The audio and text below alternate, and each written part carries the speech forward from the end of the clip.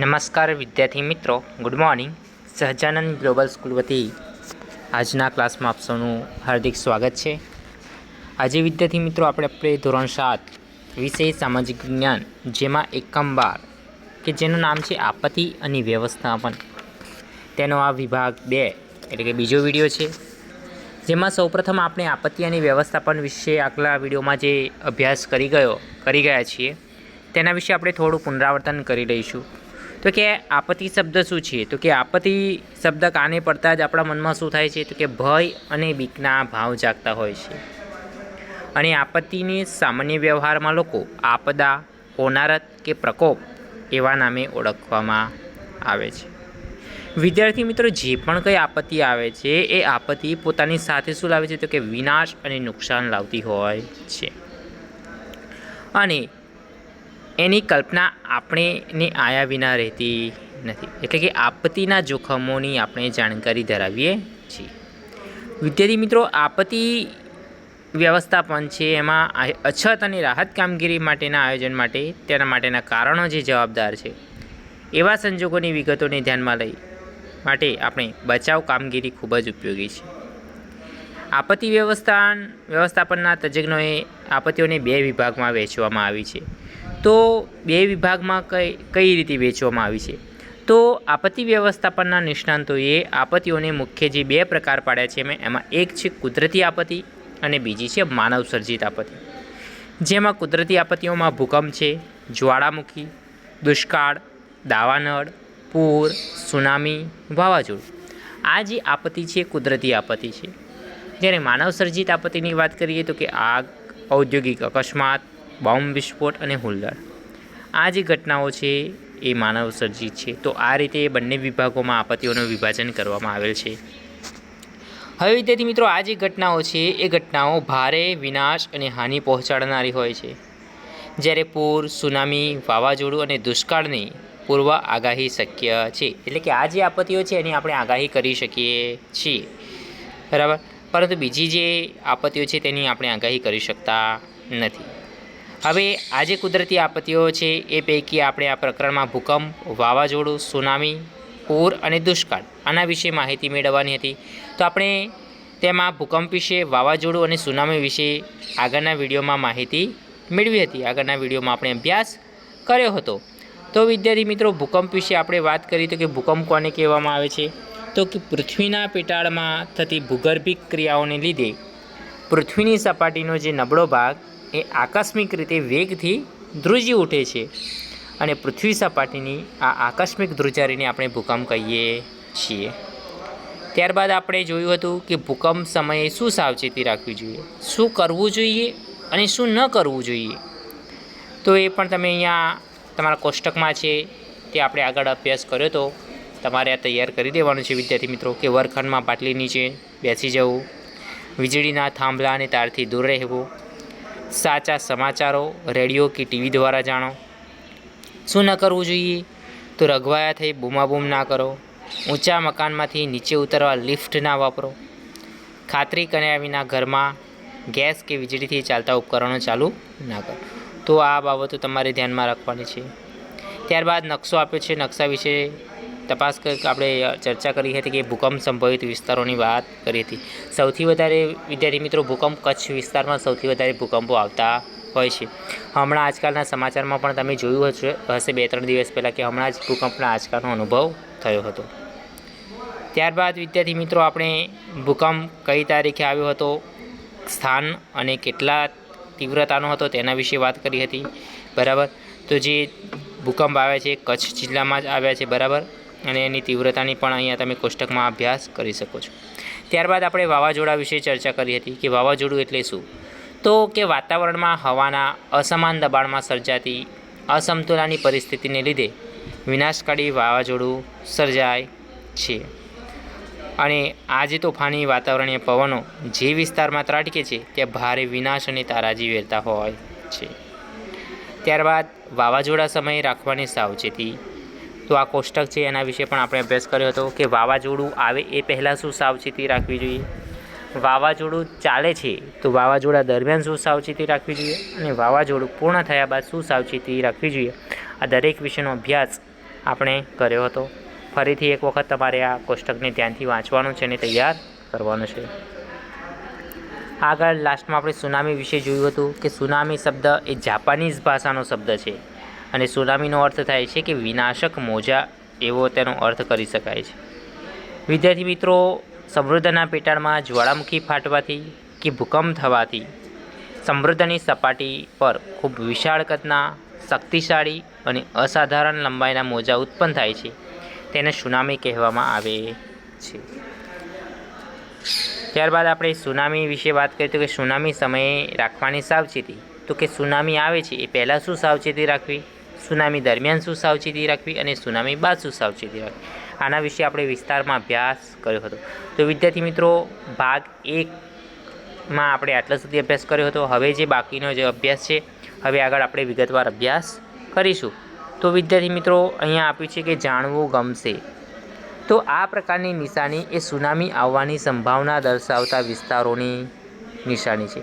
જો વિદ્યાર્થી living tsunami બરાબર અહીંયા લખ્યું છે, તો આ પ્રકારની જે નિશાની તમને જોવા મળે તો સમજવાનું છે કે આ નિશાની શા માટે વપરાય છે, તો કે સુનામી આવવાની સંભાવના દર્શાવતા વિસ્તારોની આ નિશાની છે કે જે વિસ્તારોમાં સુનામી આવવાની સંભાવના છે તે વિસ્તારમાં આવા પ્રકારની નિશાની મૂકવામાં આવે છે। હવે આગળ પૂર વિશે આપણે વાત કરીશું। તો વિદ્યાર્થી મિત્રો, અહીંયા તમે જે ચિત્ર આપ્યું છે એ ચિત્રમાં તમે જોઈ શકો છો કે પૂર આવે ત્યારે કેવી પરિસ્થિતિ ઉદ્ભવે છે। જ્યારે ચોમાસાની ઋતુ હોય છે અને ચોમાસામાં ઋતુમાં જ્યારે વધારે પડતો વરસાદ પડે છે અને આ વરસાદના કારણે કેટલાય વિસ્તારોમાં પાણી ભરાય છે, નદી નાળા છલકાઈ જાય છે, ડેમ ઓવરફ્લો થઈ જાય છે, ત્યારે શું થાય છે, તો જે નદીનું પાણી છે ગામડાઓમાં ઘૂસી જાય છે, શહેરમાં ઘૂસી જાય છે અને તારાજી સર્જે છે। તો આ જે પૂર છે એ પૂરની સ્થિતિને તમે અહીંયા નિહાળી શકો છો। અને જ્યારે ચોમાસાની ઋતુ હોય છે ત્યારે ટીવી પર તમે સમાચાર પણ જોતા હોતા હશો, ન્યૂઝપેપરમાં તમે જોતા હશો કે પૂર આવે છે ત્યારે એ પરિસ્થિતિ કેવી હોય છે। તો વિદ્યાર્થી મિત્રો, એક ધારા વરસાદ કે અતિવૃષ્ટિને પરિણામે વિશાળ ભૂ વિસ્તારોનું જળમગ્ન થવું તેને પૂર કહે છે। એટલે કે વર્ષા ઋતુમાં નદીના ઉપરવાસમાં એક ધારો વરસાદ પડવાથી કે અતિવૃષ્ટિને પરિણામે નદીમાં આવતો પાણીનો ધસમસતો પ્રવાહ જેને પૂર કહેવામાં આવે છે। એટલે કે ઉપરના વાસમાં, એટલે કે ઉપરના જગ્યાઓએ જ્યારે વધારે વરસાદ પડે છે અને એકધારો વરસાદ પડે છે અથવા તો અતિવૃષ્ટિ થાય છે, એના પરિણામે જે એક સાથે પાણીનો જે પ્રવાહ ધસી આવે છે નદીમાં, તેને આપણે પૂર કહીએ છીએ। હવે સામાન્ય રીતે આપણે આ ઘટનાને નદી સાથે જોડીએ છીએ, એટલે કે પૂરની ઘટના એ શાના સાથે, તો કે નદી સાથે જોડાયેલી છે। પૂર માટે કુદરતી ઢોળાવની અવગણી કરાયેલ બાંધકામ, કુદરતી જળ નિકાલના માર્ગોમાં અવરોધ જેવા માનવસર્જિત કારણો પણ જવાબદાર હોય છે। તો પૂર માટેના બીજા કયા કારણો જવાબદાર છે, તો કે સૌપ્રથમ તો વિદ્યાર્થી મિત્રો, પૂરને લીધે કિનારાના જમીન વિસ્તારો જે છે શું જળબંબાકાર થઈ જાય, એટલે કે નદીના કિનારે જે વિસ્તારો આવેલા છે, જે ગામડાઓ આવેલા છે, તે શું થાય છે, તો કે પાણી થઈ જાય છે। બીજું તો કે પૂર માટે કુદરતી ઢોળાવો છે એને અવગણીને જે બાંધકામ કરવામાં આવે છે। બીજું તો કે કુદરતી જળ નિકાલના માર્ગ, એટલે કે કુદરતી રીતે જે પાણીનો જે માર્ગ છે એ માર્ગમાં જ્યારે માનવો અવરોધ સર્જે છે ત્યારે આવા માનવ સર્જિત કારણો પણ આ પૂર માટે જવાબદાર હોય છે। મોટા શહેરોમાં વધુ વરસાદ પડવાથી ક્યારેક જળ ભરાવાની સ્થિતિ એ પૂરનું સ્વરૂપ ધારણ કરે છે। મોટા જે શહેરો છે ત્યાં પાણી જવાનો માર્ગ બંધ થઈ જાય છે, જમીન ક્યાંય દેખાતી નથી, પાકા રોડ રસ્તાઓ થઈ ગયા છે, આના કારણે પાણી એ જમીનમાં ઉતરતું નથી। આના કારણે શું થાય છે, તો આવા શહેરોમાં વધુ વરસાદ પડવાથી ક્યારેક જળ ભરાવાની સ્થિતિ પણ પૂરનું સ્વરૂપ ધારણ કરતી હોય છે। અહીંયા વિદ્યાર્થી મિત્રો, આપેલ ગુજરાતના નકશાના આધારે સંભવિત પૂરની શક્યતા ધરાવતા અહીંયા જે આપ્યું છે તેમાં તમે જોઈ શકો છો કે આ નકશાને તમે વિગતવાર અભ્યાસ કરજો વિદ્યાર્થી મિત્રો, કે જે પૂર આવે છે એ પૂર આવવાના સંભવિત વિસ્તારો કયા છે એ અહીંયા તમને દર્શાવવામાં આવ્યા છે। હવે વિદ્યાર્થી મિત્રો, આગળ આપણે અભ્યાસ કરીશું। તો આ જે નકશાનો જે અભ્યાસ છે, આપણે જ્યારે નકશાપૂર્તિનો અભ્યાસ કરીશું ત્યારે નકશાપૂર્તિ દ્વારા આપણે તેને સમજવાનો પ્રયત્ન કરીશું। હવે વિદ્યાર્થી મિત્રો, પૂર સમયે રાખવાની સાવચેતી, તો કે જ્યારે પૂર આવે છે તો પૂર સમયે આપણે શું સાવચેતી રાખવી જોઈએ? તો વિદ્યાર્થી મિત્રો, સૌથી પહેલાં તો પૂર પહેલાં આપણને પૂર આવવાનું છે તો એની આગાહી શક્ય છે, આગાહી થાય છે કે પૂર આવવાનું છે, તો એના પૂર આવતા પહેલાં શું કરવું જોઈએ? તો કે સ્થાનિક કક્ષાએ પૂરના વિસ્તારોથી વાકેફ રહો. એટલે કે સ્થાનિક કક્ષાએ આપણે જ્યાં રહીએ છીએ ત્યાં પૂરના વિસ્તારો, પૂર કયા કયા વિસ્તારોમાં આવી શકે છે તેનાથી આપણે જાણકાર હોવા જોઈએ. બીજું, ઊંચા વિસ્તારોની માહિતી રાખો અને પૂર દરમિયાન ત્યાં સ્થળાંતર કરો. એટલે કે આપણા ગામથી આપણે જે જગ્યાએ રહીએ છીએ એ જગ્યાએથી ઊંચો વિસ્તાર કયો છે એ વિસ્તારની આપણે શું કરવાનું છે તો કે માહિતી રાખવાની છે અને પૂર દરમિયાન આપણે શું કરવાનું છે તો કે ત્યાં સ્થળાંતર થઈ જવાનું છે. બીજું, ત્રીજું છે પૂરની તંત્ર દ્વારા અપાતી ચેતવણી મુજબ વર્તો. એટલે કે જે તંત્ર દ્વારા જે પણ ચેતવણી આપવામાં આવે છે કે માર્ગદર્શન આપવામાં આવે છે તે મુજબ આપણે અનુસરવાનું છે. હવે વિદ્યાર્થી મિત્રો, પૂર દરમિયાન જ્યારે પૂર આવે છે ત્યારે શું કરવું જોઈએ તો કે ઘરમાં ગેસ અને વીજળીના જોડાણો શું કરવા બંધ કરી દો. ઘરમાં ગેસનું કનેક્શન છે અથવા તો વીજળીના જે જોડાણો છે તેને બંધ કરી દેવાના છે. બીજું, તમારું વાહન પૂરમાં ફસાય ત્યારે તરત તેની પાણી બહાર નીકળી જવું અને 7-8 વ્યક્તિનું જૂથ બનાવી એકબીજાના હાથ પકડી પ્રવાહ બહાર નીકળવા પ્રયત્ન કરો. જો તમે વાહન પર હોવ અને તમારું વાહન પૂરમાં ફસાઈ જાય ત્યારે શું કરવાનું છે તો કે આપણે બહાર નીકળી જવાનું છે અને 7-8 વ્યક્તિઓનું જૂથ બનાવવાનું છે અને જૂથ બનાવી અને શું કરવાનું છે તો આપણે બહાર નીકળવાનો પ્રયાસ કરવાનો છે. આગળ, પ્રાણીઓને ખીલેથી છોડી મૂકો. તે છૂટા હશે તો પોતાનો બચાવ કરી શકશે. વિદ્યાર્થી મિત્રો, પ્રાણીઓ હોય તો પ્રાણીઓને શું કરવાનું છે તો પ્રાણીઓને છૂટા મૂકી દેવાના છે, પોતાના ખીલેથી છોડી મૂકવાના છે. જો છૂટા હશે તો તે પોતાની જાતે પોતાનો બચાવ કરી શકશે. હવે પૂર પૂર્ણ થઈ ગયા બાદ શું કરવું જોઈએ તો કે પૂરના પાણીથી બનાવેલ ખોરાક ના ખાશો. એટલે કે તમે પૂરનું જે પાણી છે એ પાણીથી બનાવેલ ખોરાક ખાવો જોઈએ નહીં. આગળ, પાણીને જંતુરહિત બનાવી ઉપયોગમાં લો. એટલે કે પાણી જે છે પાણીને જંતુરહિત બનાવવાનું છે, ઉકાળીને પીવાનું છે, બરાબર. આવા પગલાં તમારે લેવા જોઈએ.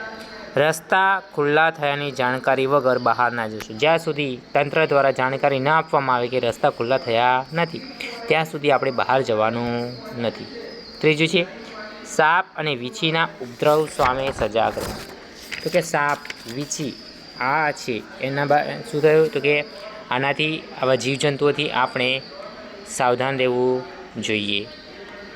પૂર ઓસરી ગયા પછી પાણી ઉકાળીને જ પીવું જોઈએ. તો વિદ્યાર્થી મિત્રો, આ જે બાબતો છે એ પૂર દરમિયાન, પૂર પહેલાં અને પૂર બાદ શું શું સાવધાની રાખવી જોઈએ એના વિશેની આપણે અહીંયા ચર્ચા કરવામાં આવી છે. તો વિદ્યાર્થી મિત્રો, આ જે માહિતી છે તમારે યાદ રાખવાની છે કે ભવિષ્યમાં પણ ક્યારે આવી જો આપત્તિ આવે તો આપણે આ જે બાબતો યાદ હોય તો આપણે તેનો સરળતાથી અમલ કરી શકીએ છીએ અને આપણે પોતે બચી શકીએ છીએ. વિદ્યાર્થી મિત્રો, અહીંયા પ્રવૃત્તિ આપી છે કે તમારા ગામ કે શહેરમાં પાણી ભરાતું હોય તેવા વિસ્તારોની યાદી બનાવો. તો કે તમે જે શહેરમાં રહો છો, તમે જે ગામમાં રહો છો તે ગામમાં જો આજુબાજુ કોઈ વિસ્તારમાં પાણી ભરાતું હોય તો તેવા વિસ્તારોની તમારે યાદી બનાવવાની છે. બીજું છે તમારા ગામ કે શહેરમાં પડતા વરસાદના પાણીનો નિકાલ કેવી રીતે થાય છે તેની વિગતો વડીલો પાસેથી મેળવો. તમારા શહેરમાં કે ગામમાં જે વરસાદ થાય છે અને વરસાદના પાણીનો નિકાલ કેવી રીતે થાય છે તો તેની માહિતી કોની પાસેથી તો કે તમારા ઘરે જે વડીલો છે એ વડીલો પાસેથી તેની માહિતી તમારે પ્રાપ્ત કરવાની છે. આગળ, પૂર સમસ્યા હલ કરવા કયા કયા પગલાં ભરવા પડે તેના ઉપાયો વિશે ચર્ચા સત્ર ગોઠવો. તો વિદ્યાર્થી મિત્ર, આ જે પ્રવૃત્તિ છે એ આપણે શાળામાં પ્રવૃત્તિ કરવાની છે પણ હાલ શક્ય નથી. આપણે જ્યારે નેક્સ્ટ ટાઈમ મળીશું ત્યારે આપણે આની ચર્ચા કરીશું. હવે વિદ્યાર્થી મિત્રો, આપણે આગળ વાત કરીશું તો કે દુષ્કાળ. પૂર વિશે વાત કરી, હવે વાત કરીશું દુષ્કાળ. દુષ્કાળ એ શું છે વિદ્યાર્થી મિત્રો? તો દુષ્કાળ વિશે આપણે અભ્યાસ કરીએ છીએ તો દુષ્કાળ કોને કહેવાય? તો વર્ષા ઋતુના સમયમાં વરસાદ આવે જ નહીં અથવા બહુ ઓછો આવે ત્યારે પાણીની તીવ્ર અછતની જે પરિસ્થિતિ સર્જાય છે તેને આપણે દુષ્કાળ અથવા તો દુકાળ કહીએ છીએ. તો વિદ્યાર્થી મિત્રો, દુષ્કાળ એક વિનાશકારી અને લાંબા સમય સુધી પોતાની માઠી અસરો છોડે એવી કુદરતી આપત્તિ. તો આ જે દુષ્કાળ આવે છે એ દુષ્કાળ એ કેવી તો કે વિનાશકારી અને લાંબા સમય સુધી પોતાની અસરો છોડતી જાય છે એવી આ કુદરતી આપત્તિ છે. આ આપત્તિ સમગ્ર જીવસૃષ્ટિના અસ્તિત્વ માટે અત્યંત આવશ્યક એવા પાણી અને ખોરાક સાથે જોડાય છે. તો જે દુષ્કાળની આપત્તિ છે એ આપત્તિ શાના સાથે જોડાયેલી છે? તો આ જે સમગ્ર સજીવ સૃષ્ટિ છે એ સમગ્ર સજીવ સૃષ્ટિના જે અસ્તિત્વ સાથે સંકળાયેલી છે અને અત્યંત આવશ્યક એવા પાણી અને ખોરાક સાથે આ આપત્તિ જોડાયેલી છે. મોસમી આબોહવામાં દુષ્કાળ એ સમયાંતરે પડવા એવી લાક્ષણિકતા છે. જે વર્ષે વરસાદ ઓછો કે સાવ ના વરસે ત્યારે આ સમસ્યા ઉદ્ભવતી હોય છે. એટલે કે આપણે જોઈએ છીએ વિદ્યાર્થી મિત્રો, અમુક સમયે વરસાદ આવતો નથી. આપણી આજુબાજુના ઊંચાણવાળા વિસ્તારોમાં, પથરાટી વિસ્તારોમાં પાણીની જે સમસ્યા હોય છે, તો જ્યારે વરસાદ ઓછો પડે કે સાવ આવતો જ નથી, તો એવા સમયમાં આ સમસ્યા ઉદ્ભવતી હોય છે. અછતની સ્થિતિમાં ખેતી અને જીવસૃષ્ટિનો પાણીના અભાવે ભારે હાનિ થાય છે અને મનુષ્ય માટે અનાજની સમસ્યા તથા પાલતુ પ્રાણીઓ માટે ચારાની સમસ્યા સર્જાય છે. એટલે કે જ્યારે આવી પરિસ્થિતિ સર્જાય છે ત્યારે શું, તો કે અછતની આવી સ્થિતિમાં શું થાય છે, તો કે જે જીવસૃષ્ટિ છે એ જીવસૃષ્ટિ પાણીના અભાવે, એટલે કે પાણીના અભાવે એમને શું થાય છે, તો કે ભારે નુકસાન વેઠવું પડે છે. મનુષ્ય માટે અનાજની સમસ્યા ઊભી થાય છે અને પાલતુ પ્રાણીઓ માટે ઘાસની એટલે કે ચારાની સમસ્યા સર્જાતી હોય છે. અગાઉ દુષ્કાળમાં ભૂખમરાથી ભારે જાનહાનિ થતી હતી, પણ આધુનિક સમયમાં યોગ્ય વ્યવસ્થાપનથી જાનહાનિ અટકાવી શકાય છે. એટલે કે આજથી ઘણા સમય પહેલાંની વાત છે વિદ્યાર્થી મિત્રો. તો પહેલાં જ્યારે દુષ્કાળ પડતો હતો ત્યારે લોકો ભૂખમરાથી લોકો મૃત્યુ પામતા હતા, પરંતુ અત્યારે જે તંત્ર છે એટલે તંત્ર જે કામગીરી કરે છે એના પરિણામે આધુનિક સમયમાં યોગ્ય વ્યવસ્થાપન થાય છે, તેના કારણે જાનહાનિ આપણે અટકાવી શક્યા છીએ.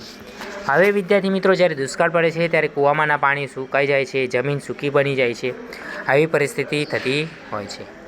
હવે વિદ્યાર્થી મિત્રો, જ્યારે દુષ્કાળ સમયે લેવાના પગલાં, તો કે દુષ્કાળ પડતા પહેલાં આપણે શું કરવું જોઈએ, તો કે પાણીના ઉપલબ્ધ જથ્થા મુજબ આયોજન કરવું અને શું, તો કે ટપક સિંચાઈ પદ્ધતિનો ઉપયોગ કરવો જોઈએ. એટલે કે જેટલું પાણી ઉપલબ્ધ છે એ પાણીના જથ્થાનો આપણે અંદાજ કાઢી રાખવાનો અને તેના વપરાશનું આપણે આયોજન કરવાનું છે. બીજું, તો કે ખેતીમાં સિંચાઈ પદ્ધતિ અપનાવવી જોઈએ, જેનાથી પાણીનો બચાવ થાય અને સિંચાઈ પદ્ધતિની શું કરવાનું છે, તો કે સિંચાઈ પદ્ધતિ છે તેનો પ્રચાર કરવાનો છે.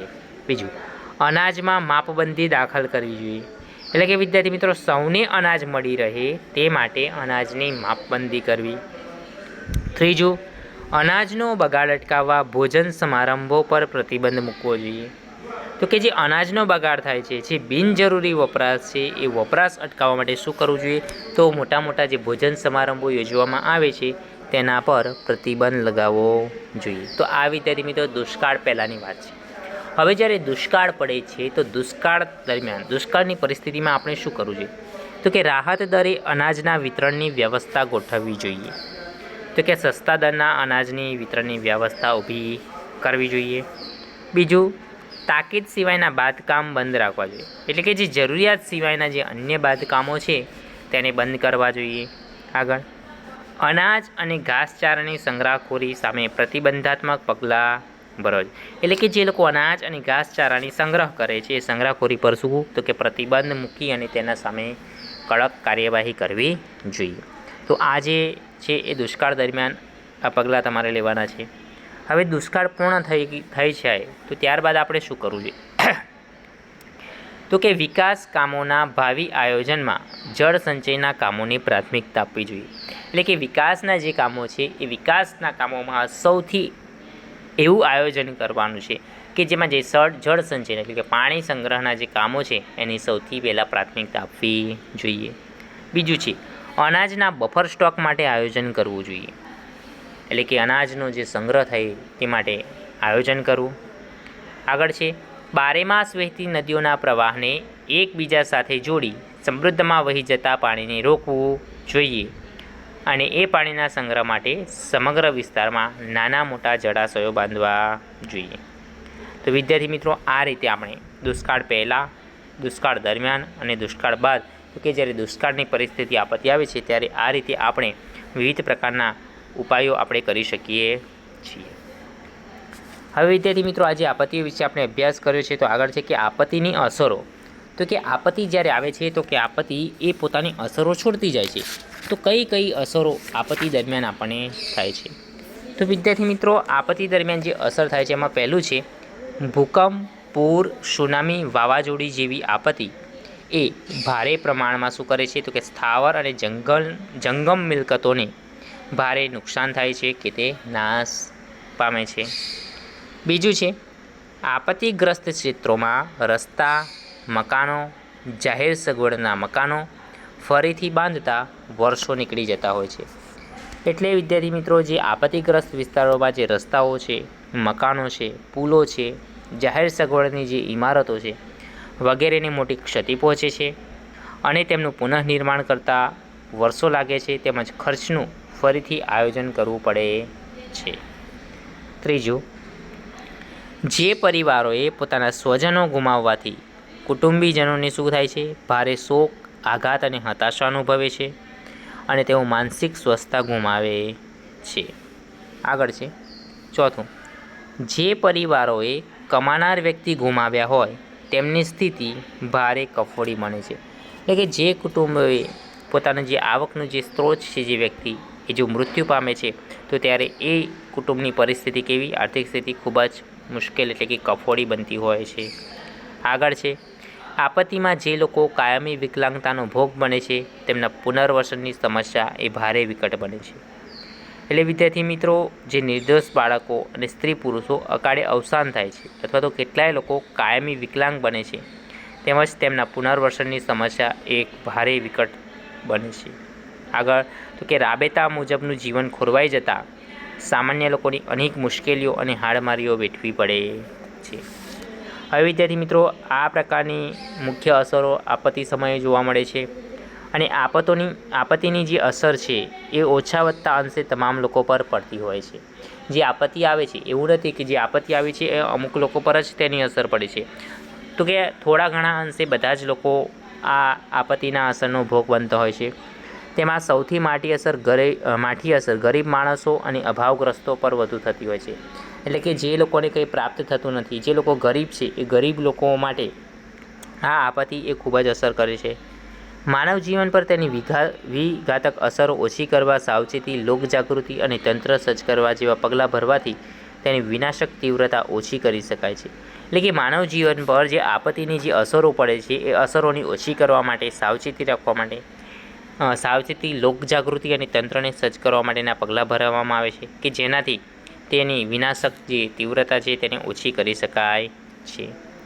આપત્તિ કે અકસ્માતોની કેટલીક ઘટનાઓ માનવ સર્જિત હોય છે. આપણે સાવચેતી કે અગમચેતી દાખવીએ તો આવી ઘટનાઓ નિવારી શકાય છે. એટલે કે વિદ્યાર્થી મિત્રો, કહેવત છે કે ચેતનતા નર સદા સુખી. તો આપણે જેટલી સાવચેતી રાખીશું એટલું આપણને ફાયદો થશે.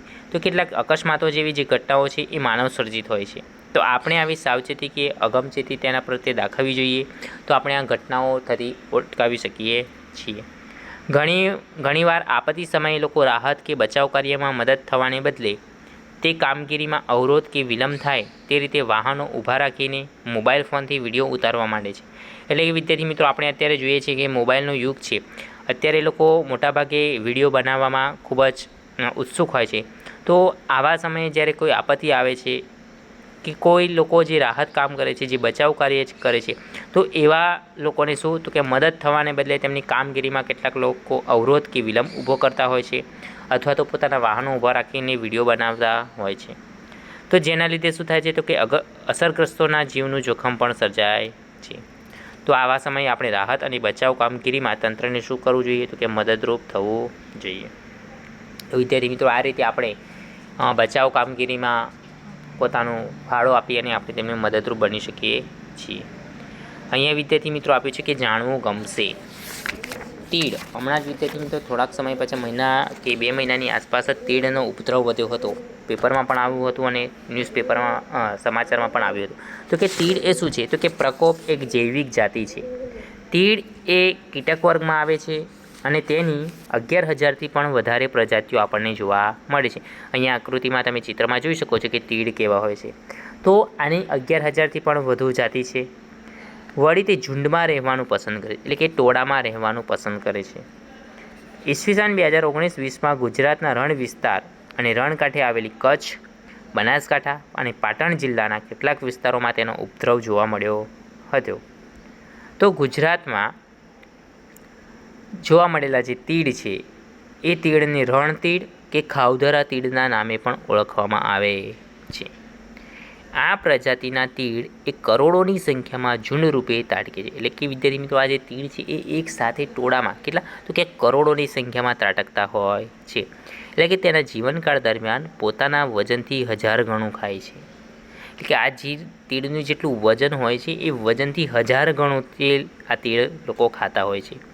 અને પોતાના સ્થળાંતર માર્ગમાં એ જ્યાં ઉતરે છે ત્યાં ખેતી પાક, લીલી વનસ્પતિ, વૃક્ષોના પાંદડાને આહાર બનાવીને એ વિસ્તારના ખેત પાકોને સફાચટ કરી મૂકે છે. તો વિદ્યાર્થી મિત્રો, આ તીડ જે વિસ્તારમાં ત્રાટકે છે, ઉતરે છે, એ વિસ્તારમાં જે લીલી વનસ્પતિ છે, ખેતીના પાક છે, વૃક્ષોના પાંદડા છે, આને પોતાનો આહાર બનાવે છે. આના કારણે શું થાય તો કે ખેતી પાકોને નુકસાન થાય છે. જે ક્ષેત્રોમાં તીડનો ઉપદ્રવ થાય ત્યાં ખેતી પાકોના અભાવે અનાજની દુષ્કાળ જેવી પરિસ્થિતિ થાય છે. જો કે આજના આધુનિક વાહન વ્યવહારની સુવિધાના સમયમાં અન્ય પ્રદેશમાંથી અનાજ લાવીને આ તંગી દૂર કરી શકાય છે. વિદ્યાર્થી મિત્રો, તીડનો નાશ કરવા ખેતીવાડી વિભાગની સૂચના મુજબ ખાસ દવાઓના છંટકાવ કરવાથી તેનો નાશ પણ કરી શકાય છે. હવે વિદ્યાર્થી મિત્રો, આપણો જે આ પાઠ 12 છે, આપત્તિ અને વ્યવસ્થાપન, જેમાં કુદરતી આપત્તિઓ અને માનવસર્જિત આપત્તિઓ વિશે અભ્યાસ કર્યો. જેમાં આગાહી કરી શકાય એવી આપત્તિઓમાં પૂર, વાવાઝોડું, દુષ્કાળ અને સુનામી, આ જે આપત્તિઓ છે એને આપણે આગાહી કરી શકીએ છીએ. જ્યારે આગાહી ન કરી શકાય એવી આપત્તિઓ છે તો કે ભૂકંપ, જ્વાળામુખી અને દાવાનળ. માનવસર્જિત આપત્તિઓમાં આગ, ઔદ્યોગિક અકસ્માત, બોમ્બ વિસ્ફોટ, હુલ્લડ. તો આ આપત્તિ અને વ્યવસ્થાપન વિશે આજેના આ પાઠમાં આપણે અભ્યાસ કર્યો છે. અને આ સાથે આપણો પાઠ 12 આપત્તિ અને વ્યવસ્થાપન એ અહીંયા આપણે પૂર્ણ કરીએ છીએ. હવે વિદ્યાર્થી મિત્રો, સ્વાધ્યાયના જે પ્રશ્નો છે એ સ્વાધ્યાયના પ્રશ્નોની આપણે ચર્ચા કરીશું. તો પ્રથમ છે ખાલી જગ્યા પૂરો. પ્રથમ ખાલી જગ્યા છે, આપત્તિને સામાન્ય વ્યવહારમાં લોકો આપદા, હોનારત કે ખાલી જગ્યાના નામે ઓળખે છે. તો વિદ્યાર્થી મિત્રો, આનો જવાબ આવશે પ્રકોપ. બીજી ખાલી જગ્યા છે, પ્રચંડ વાતાવરણીય તોફાનોને વાવાઝોડું કે ખાલી જગ્યા નામે ઓળખાય છે. તો વિદ્યાર્થી મિત્રો, એનો ઉત્તર છે ચક્રવાત. ત્રીજું છે, સાગરના તળિયે થતા ભૂકંપોથી ઉદ્ભવતા વિનાશકારી મોજા ખાલી જગ્યા નામે ઓળખાય છે. તો વિદ્યાર્થી મિત્રો, આનો ઉત્તર આવશે સુનામી. બીજો પ્રશ્ન છે, યોગ્ય રીતે જોડકા જોડો. અ ભૂકંપ, એમાં બીજું આપ્યું છે પૂર. તો અની વિગતોને બ સાથે જોડવાનું છે. તો વિદ્યાર્થી મિત્રો, ભૂકંપ, તો ભૂકંપ છે તો કે તેની આગાહી કરવી શક્ય નથી. બીજું છે પૂર, તો પૂર આગાહી કરી શકાય છે. તો આ રીતે તમારે જોડકા જોડવાના છે. પ્રશ્ન નંબર 3, નીચેના પ્રશ્નોના 1-2 વાક્યોમાં ઉત્તર લખો. વિદ્યાર્થી મિત્રો, પ્રથમ પ્રશ્ન છે કે કુદરતી આપત્તિના કોઈ પણ 4 નામ લખો. તો વિદ્યાર્થી મિત્રો, ઉત્તર છે કુદરતી આપત્તિઓમાં ભૂકંપ, જ્વાળામુખી, દુષ્કાળ, દાવાનળ, પૂર, સુનામી અને વાવાઝોડું આ કુદરતી આપત્તિઓ છે. બીજો પ્રશ્ન છે, વાવાઝોડું એટલે શું? ઉત્તર છે વાતાવરણમાં હવાના દબાણમાં સર્જાતી અસમતુલાથી ઉદ્ભવતા પ્રચંડ વિનાશકારી વાતાવરણીય તોફાનને વાવાઝોડું કહે છે. ત્રીજો પ્રશ્ન છે, પૂર આવવા માટે કયા કયા કારણો જવાબદાર છે? તો વિદ્યાર્થી મિત્રો, ઉત્તર છે પૂર આવવા માટે મુખ્યત્વે અતિવૃષ્ટિ કે એકધારો વરસાદ તેમજ કુદરતી ઢોળાવને અવગણીને કરાયેલ બાંધકામ, કુદરતી જળ નિકાલના માર્ગોમાં અવરોધ વગેરે માનવસર્જિત કારણો પણ જવાબદાર છે. આ ઉપરાંત પૂર આવવા માટે વર્ષા ઋતુમાં નદીના ઉપરવાસમાં થતો ભારે વરસાદ, નદીના પરના બંધનું તૂટવું, હિમક્ષેત્રમાં બરફ પીગળવો વગેરે કારણો પણ જવાબદાર છે. આગળ પ્રશ્ન 4, માંગ્યા મુજબ ઉત્તર આપો. એમાં પ્રથમ છે, ભૂકંપ સમયે કઈ કઈ સાવચેતી રાખવી જોઈએ? તો વિદ્યાર્થી મિત્રો, ઉત્તર છે કે ભૂકંપ સમયે નીચે પ્રમાણેની સાવચેતી રાખવી જોઈએ. એમાં એક છે, તમે શાળામાં હો તો વર્ગખંડમાં પાટલી નીચે બેસી જવું. બીજું, વીજળીના થાંભલા અને તારથી દૂર રહેવું. ત્રીજું છે, માર્ગદર્શન માટે સ્થાનિક રેડિયો કે ટેલિવિઝનથી આવતા સમાચાર સાંભળવા. 4 નંબર છે, ભૂકંપ સમયે ગભરાઈ ન જવું, બૂમાબૂમ કે નાસભાગ ન કરવી. 5. બહુમાળી મકાનોમાંથી નીચે ઉતરવા માટે લિફ્ટનો ઉપયોગ ન કરવો. 6. ખાતરી કર્યા વિના ઘરમાં વીજળી કે ગેસ વગેરે ચાલુ ન કરવા. ગેસ ગળતરને લીધે વિસ્ફોટ થઈ શકે છે. 7. અફવાઓથી દોરવાવું નહીં. પ્રશ્ન નંબર 2. આપત્તિની અસરો જણાવો. તો આપત્તિની મુખ્ય અસરો નીચે પ્રમાણે છે. 1 છે ભૂકંપ, પૂર, સુનામી, વાવાઝોડું વગેરે કુદરતી આપત્તિઓમાં સ્થાવર અને જંગમ મિલકતોને ભારે નુકસાન થાય છે કે નાશ પામે છે. આપત્તિગ્રસ્ત વિસ્તારોમાં રસ્તાઓ, મકાનો, પુલો, જાહેર સગવડની ઇમારતો વગેરેને મોટી ક્ષતિ પહોંચે છે. તેમનું પુનઃનિર્માણ કરતાં વર્ષો લાગે છે તેમજ ખર્ચનું ફરીથી આયોજન કરવું પડે છે. 3 છે આપત્તિમાં સ્વજનો ગુમાવવાથી કુટુંબીજનો ભારે શોક, આઘાત અને હતાશા અનુભવે છે. તેઓ માનસિક સ્વસ્થતા ગુમાવે છે. 4 નંબર જે કુટુંબોએ કમાવનાર વ્યક્તિઓ ગુમાવ્યા હોય તેમની આર્થિક સ્થિતિ કફોડી બને છે. 5 નિર્દોષ બાળકો અને સ્ત્રી પુરુષોનું અકાળે અવસાન થાય છે. કેટલાય લોકો કાયમી વિકલાંગ બને છે તેમજ તેમના પુનર્વસનની સમસ્યા ભારે વિકટ બને છે. 6 રાબેતા મુજબનું જીવન ખોરવાઈ જતાં સામાન્ય લોકોને અનેક મુશ્કેલીઓ અને હાડમારીઓ વેઠવી પડે છે. તો વિદ્યાર્થી મિત્રો, અહીંયા જે સ્વાધ્યાયના પ્રશ્નો છે એની ચર્ચા આપણે અહીંયા પૂર્ણ કરીએ છીએ. અહીંયા પ્રવૃત્તિ આપેલી છે કે સુનામી મોજાની આકૃતિ પાઠ્યપુસ્તકમાં જોઈને તમારી નોટબુકમાં દોરો.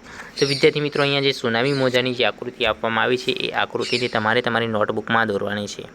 અહીંયા વિદ્યાર્થી મિત્રો જોઈ શકો છો કે આ સમુદ્રની સપાટી છે, બરાબર.